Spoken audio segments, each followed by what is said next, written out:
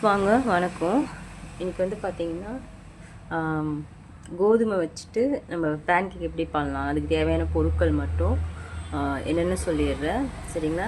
இதை அரைச்சிட்டு தோசைக்கல் அப்படியே ஊற்றி எடுத்திங்கன்னா உங்களோட சிம்பிள் ஹெல்த்தியான குழந்தைங்களுக்கு ஹெல்த்தியான ஒரு பேன் கேக் ரெடி. அந்த பேன் கேக் தேவையான பொருட்கள் என்னென்னு பார்த்தீங்கன்னா, ஒரு கப்பு வந்து கோதுமை எடுத்து வச்சுருக்கேன், சர்க்கரை, வெல்லம், நாட்டு சர்க்கரை. இதில் மூணுத்தில் நீங்கள் எது வேணாலும் எடுத்துக்கோங்க.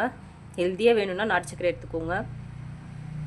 இல்லை சில பேருக்கு வந்து நாட்டு சர்க்கரை போட்டால் பிடிக்காது, ஸோ அதனால் சர்க்கரை யூஸ் பண்ணிக்கலாம்.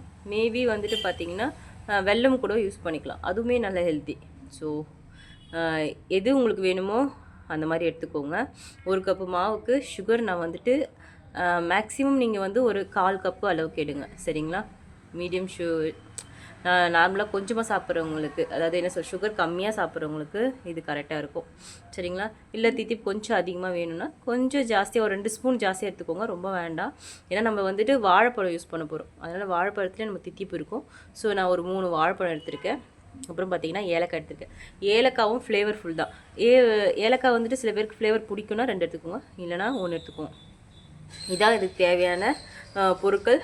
இதை வந்துட்டு ஃபஸ்ட்டு வந்துட்டு நம்ம என்ன பண்ணணும்னா, சுகரை பவுட்ரு பண்ணிக்கோங்க, அப்புறம் வாழைப்பழம் போட்டு கிரைண்ட் பண்ணிக்கோங்க. சுகரையும் ஏலக்காவும் ஃபஸ்ட்டு பவுட்ரு பண்ணிவிட்டு அப்புறம் வாழைப்பழம் போட்டு கிரைண்ட் பண்ணிவிட்டு அதுக்கப்புறம் ஒரு பவுலில் மாற்றிட்டு நம்ம, இல்லைனா அந்த மிக்சிலேயே இந்த மாவு கொட்டி கூட நீங்கள் இது பண்ணலாம். வேண்டாம், நீங்கள் பவுலில் மாற்றிட்டு இந்த மாவு கொட்டிட்டு கலக்குங்க. என்ன சொல்கிறது, கை விடாமல் கொஞ்சம் ஒரே சைடாக ரோல் பண்ணிகிட்டே வந்தீங்கன்னா மாவு கரெக்டாக கரைஞ்சிடும். இதுதான் பேன் கேக்கு ரொம்ப தேவையான பொருட்கள்.